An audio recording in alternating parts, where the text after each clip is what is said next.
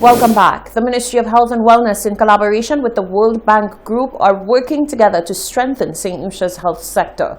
Fennell Neptune tells us more in this report. The St. Lucia Health System Strengthening Project is one of the most recent initiatives forged out of a partnership with the government of St. Lucia and the World Bank.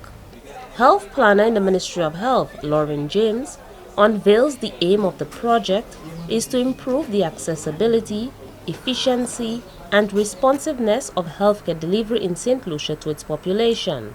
The Health System Strengthening Project is a 4-year project funded by the World Bank, being implemented in the Ministry of Health. It basically looks at strengthening our primary healthcare system as well as strengthening our preparedness for any public health emergency that we may have, as well as the implementation of national health insurance. Steps will be taken to strengthen the supply of services at the primary healthcare facilities and build capacity of the staff within the Department of Health and Wellness. Citizens can expect to have a more strengthened primary healthcare system in terms of being able to access services there, in terms of certain tests, the doctors being available, looking at the supplies. There's no shortage of supplies. We are also looking at persons not having to pay out of pocket to access services. So there'll be a prepayment mechanism, which is really what the health insurance is. And then you don't have, if there's any, based on the package of services, then you'll be able to access care without having to think of where you're getting those services. They also expect to have a more strengthened public health response, so that when we are hit with things like COVID, that we are not scrambling to try and put structures in place. Improvements in the healthcare sector will also include enhancements in infrastructure, equipment, supplies, and training of staff. Reporting from the Ministry of Health and Wellness, I am Fennell Neptune. Leclerc residents are calling for relevant authorities to do something about the condition of their playing field. While traditional sporting activities have been halted due to COVID-19, residents say that the field could prove to be a source of relief for children in the area, all while following COVID-19 protocols. While COVID-19 regulations have stipulated that outdoor and indoor sporting activities in groups are not allowed, residents of Leclerc are calling for their playing fields to be rehabilitated. Residents say that for months the field has been overgrown, with word from the authorities that they would undertake grading of the field.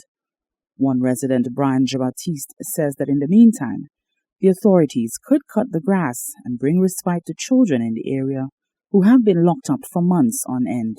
There is a board in Leclerc, and they said that they were supposed to be doing some grading on the field and whatever.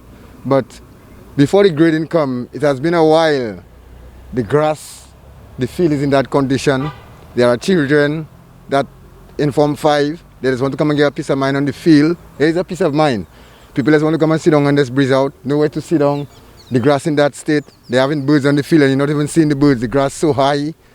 I mean, it's really frustrating. It's frustrating to see our field, a place like Leclerc, where you used to have some of the best football. And right now, we even have it's still COVID going on and no football, but it's because no football and COVID, that's why they feel like that. That's what I could say.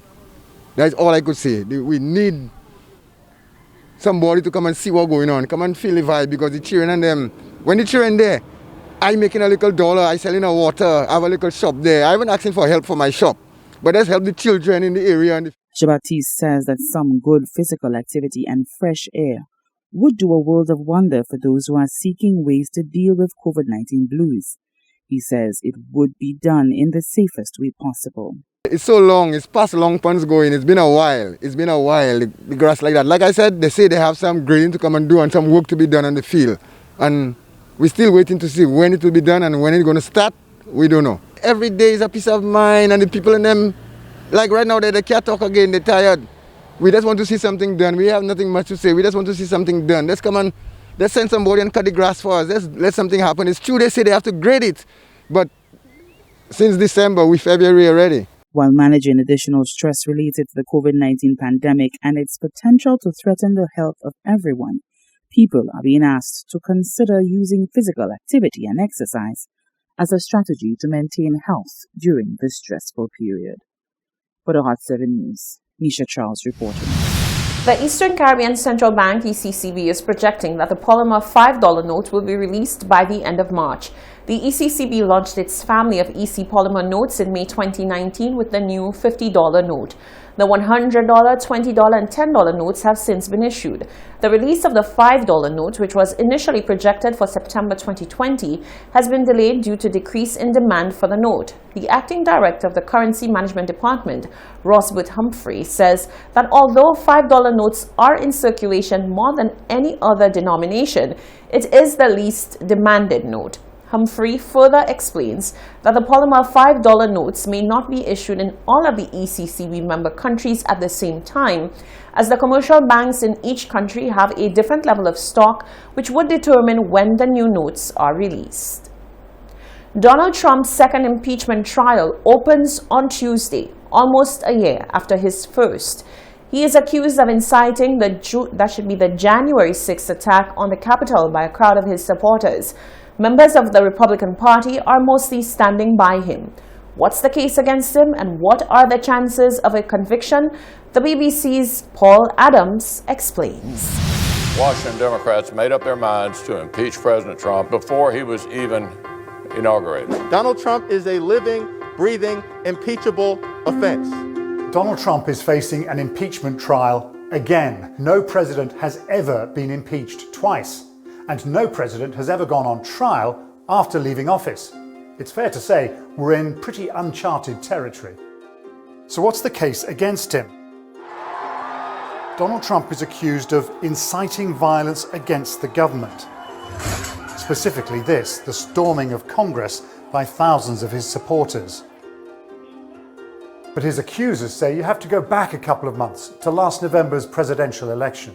We know there was massive fraud. That was a rigged election. If you count the legal votes, I easily win. Trump lost, but refused to admit it.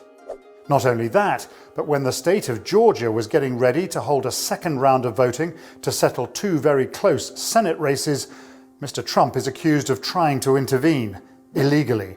I only need 11,000 votes. Fellas, I need 11,000 votes. Give me a break. It all came to a head on January the 6th, when Congress was due to confirm the results of the presidential election. In a long, bitter speech, Mr. Trump railed against the entire election process. We fight like hell, and if you don't fight like hell, you're not going to have a country anymore. Within minutes of him finishing, some of his supporters were breaking into the Capitol building. But did the president actually incite violence? America's First Amendment, which protects freedom of speech, gives Mr. Trump lots of leeway to say pretty much whatever he wants, short of ordering his supporters to storm the Capitol, which he did not do. I know that everyone here will soon be marching over to the Capitol building to peacefully and patriotically make your voices heard. It'll be up to the Senate's 100 members to decide if Mr. Trump is guilty or not, and the Democrats will need at least 17 Republicans to join them to get a conviction. It's a really tall order. Most Republicans think the trial shouldn't even be happening. This proceeding we are about to enter is unconstitutional. But what if it does go against him? Well, then Donald Trump will be the first president to be impeached and convicted. He'd almost certainly be barred from ever running for public office again. And he could lose his presidential pension and perks. But what if he wins? The Democrats could still try and find some other way to punish the former president, but to survive impeachment twice in a year would, in the eyes of Mr. Trump's loyal base, represent another victory against an establishment that's just out to get him. A useful platform, perhaps, on which to launch another presidential bid. Police reports are that about 10:30 a.m. on Sunday, the 31st of January, Lo Garwood was in a worship session at her church when a man posing as a member of the congregation walked over to her and shot her several times in the upper body. She was taken to hospital where she died whilst undergoing treatment. This is the Hot 7 TV Nightly News. We'll be right back.